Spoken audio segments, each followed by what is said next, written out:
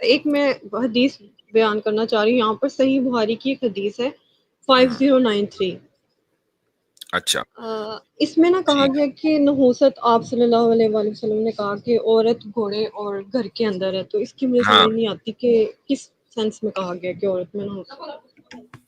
یہ ایک بہت مشہور اعتراض ہے، اور اتفاق کی بات یہ، اتفاق نہیں بلکہ حقیقت یہ ہے کہ یہ اعتراض آپ کو پہلی مرتبہ نہیں آیا ہے، بلکہ حضرت عائشہ رضی اللہ عنہا نے اس سے ملتی جلتی ایک روایت کے اوپر اعتراض کیا ہے۔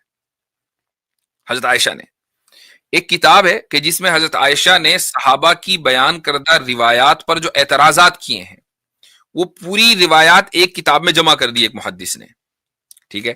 اس میں وہ روایت بھی ہے۔ وہ کیا ہے کہ اگر گدھا، کتا اور عورت نماز کے سامنے سے گزرے، نمازی کے سامنے سے گزرے تو نماز ٹوٹ جاتی ہے، ٹھیک ہے؟ اب حضرت عائشہ کو یہ پتا چلا تو انہوں نے ناراضگی کا اظہار کیا، انہوں نے کہا کہ تم نے ہمیں گدھوں اور کتوں کے برابر کر دیا۔ تو یہ حضرت عائشہ رضی اللہ عنہا کا علم تھا کہ انہوں نے ان صحابی کی بیان کردہ روایت پر اعتراض کیا، حدیث پر اعتراض نہیں کیا۔ انہوں نے کہا کہ بھئی یہ بات رسول اکرم صلی اللہ علیہ وسلم ایسے کبھی کہہ نہیں سکتے کہ وہ عورتوں کو گدھوں اور کتوں کے برابر کر دیں۔ اچھا، اس میں ہوا کیا؟ تو کیا صحابی جھوٹ بول رہے تھے؟ صحابی بھی جھوٹ نہیں بول رہے تھے۔ ہوتا کیا ہے کہ مان لیجئے رسول اکرم صلی اللہ علیہ وسلم نے دو باتیں الگ الگ موقع پر کہیں، لیکن ہیں ان میں کچھ سملیرٹی۔ مثلا آپ نے فرمایا کہ بھئی گدھا اور کتا اگر نمازی کے سامنے سے گزریں گے تو نماز ٹوٹ جائے گی، کسی موقع پر یہ کہہ دیا۔ پھر کسی دوسرے موقع پر کبھی یہ کہا ہوگا کہ اگر عورت نمازی کے سامنے سے گزرے تو نماز ٹوٹ جاتی ہے، اور یہاں ٹوٹنے سے مراد ہے اس کے خشوع و خضوع میں، توجہ میں فرق پڑ جاتا ہے۔ تو اب ان صحابی نے یہ کیا کہ دونوں باتیں ملا کر بیان کر دی، جو کہ الفاظ تو سملر تھے اگرچہ مقصد الگ الگ تھا، اور ایسا لگا کہ آپ صلی اللہ علیہ وسلم نے گدھوں کتوں کے ساتھ عورتوں کو بیان کیا ہے۔ تو صحابی نے تو دو الگ الگ باتیں چونکہ الفاظ ایک جیسے تھے ملا کر بیان کر دیے، وہ بھی جھوٹ نہیں بول رہے تھے، لیکن وہ انداز جو ہے اس کے اوپر حضرت عائشہ رضی اللہ عنہا نے اعتراض کیا۔ ایسے ہی یہ جو ہے کہ یہ والی جو روایت ہے جو آپ نے پیش کی ہے، تو اس میں بھی یہی بات ہے کہ آپ صلی اللہ علیہ وسلم نے الگ الگ موقع کے اوپر یہ بات کی ہے، اور صحابی نے اس کو ملا کر بیان کر دیا، ایک حدیث بن گئی۔ لیکن یہ روایت غلط نہیں ہے، یہ حدیث غلط نہیں ہے۔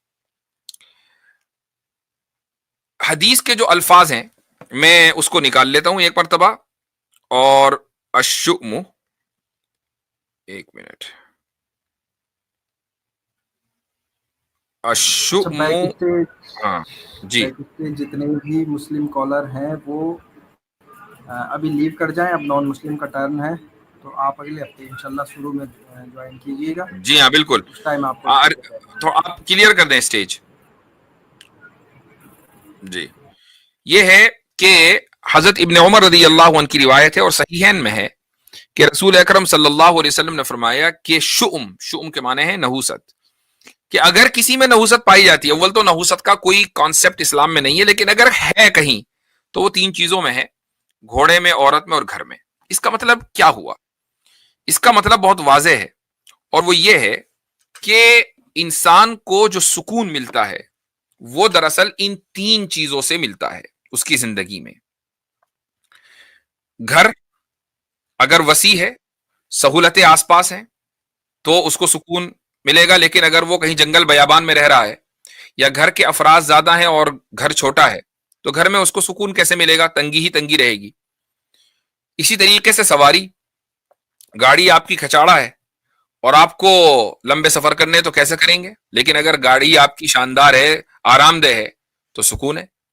اور تیسری اور جو موسٹ امپورٹنٹ چیز ہے وہ ہے انسان کی شریک حیات۔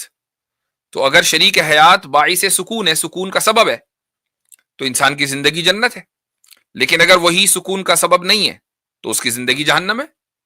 کوئی بھی انسان تجربہ جو اس تعلق سے تجربہ رکھتا ہو اس کی ٹیسٹمنی لے لے۔ تو آپ صلی اللہ علیہ وسلم نے سمپلی ان تین چیزوں کے انسان کی زندگی کے اوپر اثر کتنا زیادہ ہوتا ہے اس چیز کو بیان کیا ہے۔ اس کا مطلب یہ نہیں کہا کہ عورت منحوس ہوتی ہے. یہ تین چیزیں باعث سکون ہے. اگر انہی چیزوں سے سکون نہیں ملے گا تو پھر ان سے خراب کوئی چیز نہیں ہے, کیونکہ انسان پھر تباہ ہے اگر ان سے اس کو سکون نہیں ملا. ٹھیک ہے, بات واضح ہو گئی. جی. اس ایک اور حدیث ہے سنن ابن ماجہ کی 1983. ابن تو اس ماجہ پہ میرا 1983. اوکے, کتاب النکاح کی ہے, ضرب النساء. اس پہ نا میرا یہ کوسچن تھا کہ یہ میں نے ایک اعتراض سنا تھا کہ اس میں یہ سوال آپ صلی اللہ علیہ وسلم نے کہا کہ تم میں سے کوئی شخص اپنی بیوی کو لونڈی کی طرح مطلب کب تک مارے گا. تو اس پہ یہ اعتراضات اٹھائے جاتے ہیں کہ شاید اسلام میں جو ہے وہ لونڈیوں کو مارا جاتا تھا, اسی طرح بیوی کو بھی مارنے کی اجازت ہے. تو کیا یہ صحیح ہے کہ لونڈیوں کو مارنے کی اجازت تھی؟ نہیں, اگر کسی چیز سے تشبیہ دی جا رہی ہے تو اس کا مطلب یہ نہیں ہے کہ آپ صلی اللہ علیہ وسلم انکریج کر رہے ہیں کہ مارو. یہ اس حدیث میں ایک آدمی اس حدیث کو اگر پڑھے گا تو اس میں عورتوں کو مارنے کی انکریجمنٹ سمجھ میں آتا ہے کسی کو, یا آپ صلی اللہ علیہ وسلم روک رہے ہیں؟ کیا مطلب ہے اس حدیث کا؟ ایک آدمی نے ایک حدیث اس حدیث کو پڑھا, میں اس کا ترجمہ لوگوں کے سامنے ذکر کر رہا ہوں. عبداللہ ابن زمعہ رضی اللہ عنہ کہتے ہیں کہ نبی کریم صلی اللہ علیہ وسلم نے ایک دن تقریر کی اور عورتوں کا ذکر کیا اور مردوں کو ان کے سلسلے میں نصیحت فرمائی. پھر فرمایا کوئی شخص اپنی عورت کو لونڈی کی طرح کب تک مارے گا؟ ہو سکتا ہے کہ اسی دن شام میں وہ اس کے پاس جائے. تو اس حدیث سے کیا سمجھ میں آیا کہ مارو, یا سمجھ میں آیا کہ نہ مارو؟ جی بنت امین. جی ویسے سوالیہ انداز سے تو لگتا ہے کہ یہ انکریج نہیں کیا جا رہا, لیکن اس پہ یہ اعتراض اٹھایا جاتا ہے کہ نہیں, وہ ایک الگ بات ہے. ابھی اس سوالیہ انداز سے یہ پتا چلا کہ آپ صلی اللہ علیہ وسلم نے ڈسکریج کیا کہ بھائی کیا کر رہے ہو. اچھا, اب لونڈی کی طرح, یہ جو لفظ لونڈی کا باندیوں کی طرح کیوں مارتے ہو, اس کا مطلب یہ نہیں ہوا کہ تم باندیوں کو مار سکتے ہو. آپ صلی اللہ علیہ وسلم نے ایک معاشرے میں ہونے والے ایک عمل سے تشبیہ دی کہ بھائی تم اس کو باندی نہ سمجھو, کہ وہ تمہاری خادمہ نہیں ہے, کہ جس طریقے سے تم باندی کو ٹریٹ کرتے ہو اسی طریقے سے تم بیوی کو ٹریٹ کرو. لیکن کیا خادموں کو مس ٹریٹ کرنا جائز ہے؟ اس کے لیے آپ صلی اللہ علیہ وسلم نے ایک نہیں دسیوں حدیثوں میں یہ کہا کہ یہ تمہارے غلام اور باندی ہیں, یہ تو تمہارے بھائی ہیں, ان کو اپنے بھائی بہنوں کی طرح ٹریٹ کرو. تو معاشرے میں ایک بگڑی ہوئی صورتحال سے آپ صلی اللہ علیہ وسلم نے عورتوں کی حالت کو تشبیہ دی ہے. اس کا مطلب یہ نہیں کہ وہ بگڑی ہوئی صورتحال جو معاشرے میں وہ بالکل ٹھیک ہے, اس کی اصلاح کے لیے آپ نے دسیوں حدیثیں بیان کر دی ہیں, وہ بھی موجود ہے.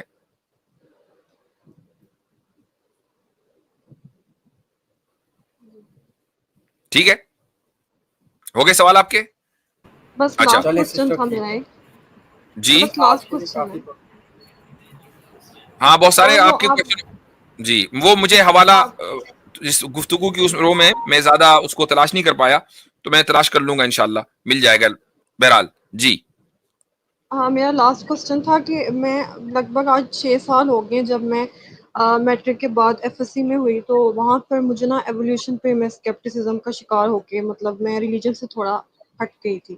وہ پھر میں نے کیسر احمد راجہ ان کی اسٹریم دیکھی, ان سے کوسچن کیے, تو اس چیز سے تو الحمدللہ میں نکل گئی. ایولیوشن کے بارے میں مجھے پتہ چل گیا کہ وہ صحیح نہیں ہے. لیکن آج 6 سال ہو گئے, میرا بیچلرز کمپلیٹ ہونے والا الحمدللہ, بٹ ایک جو ہے نا میرا بلیف اور تھاٹ ایسا بنا ہوا ہے کہ میں کہتی ہوں کہ شاید یہ یونیورس بائی چانس ہے, یا ایکسیڈنٹل کریٹ ہو گئی, یا خود بخود بن گئی.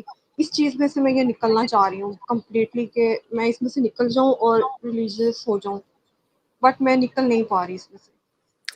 وہ اس لیے نہیں نکل پا رہی ہیں آپ کہ ریلیجس کے یونیورس کے بائی چانس بننے کی جو دلیلیں ہیں ابھی آپ کو پتہ نہیں ہے. کیا یونیورس کے بائی چانس بننے کی کوئی دلیل آپ کو معلوم ہے؟ نہیں, میں نے اس کو اسٹڈی بھی نہیں کیا, بٹ وہی ہے نا کہ ایولیوشن کو مانتے مطلب اس چیز کے اوپر آگے اس میں سے تو نہیں, نکل گئی. ایوولوشن کا تعلق یونیورس کے بننے سے ہے ہی نہیں. ایوولوشن تو لائف کا ہوا ہے نا, تو یونیورس بائی چانس بنا یا بائی ڈیزائن بنا ہے, یہ ایک الگ ٹاپک ہے, یہ بایولوجی کا ٹاپک نہیں ہے. ٹھیک ہے, بایولوجی لائف کے ایوولوشن سے پر فوکس کرتی ہے, اور جو یونیورس بنا یا نہیں بنا یہ فزکس میں آتا ہے اور دوسرے سبجیکٹس میں، لیکن بایولوجی میں نہیں آتا. تو آپ ایک کام یہ کریں کہ اگر آپ کو اس چیز سے نکلنا ہے تو اس کی دلیل تلاش کریں کہ یونیورس بائی چانس بنا ہے، اس کی دلیل چاہیے سائنٹیفک، وہ دلیل ڈھونڈیں. نہیں ملی تو اس کا مطلب غلط ہے. یہ کہنا کہ نہیں آج نہیں ملی کل مل جائے گی، وہ کل بھی نہیں ملے گی، یہ طے ہے. ٹھیک ہے، تو اس دھوکے میں نہ آئے کہ ابھی ہمارے پاس نہیں ہے، وہ ہم ڈھونڈ رہے ہیں.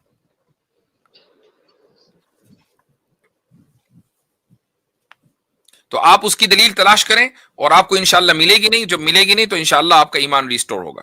ٹھیک ہے، چلیں. وہ آپ نے دکھایا نہیں اس کا وہ جو. میں وہی کہہ رہا ہوں کہ گفتگو میں بات کرتے ہوئے یا تو میں خاموش رہ کر اس کو تلاش کروں، اور یا پھر یہ کہ میں کسی اور موقع پر آپ کو دوں. لیکن بہرحال یہ کہ وہ ابن عباس رضی اللہ عنہ کا رجوع ایک جگہ میں نے جس وقت آپ سے گفتگو کر رہا تھا اس وقت دیکھا تھا، تو ابھی مجھے وہ مل نہیں رہا ہے. تو انشاءاللہ کسی اور موقع میں پیش کر دوں گا. ٹھیک ہے، چلیے ٹھیک ہے.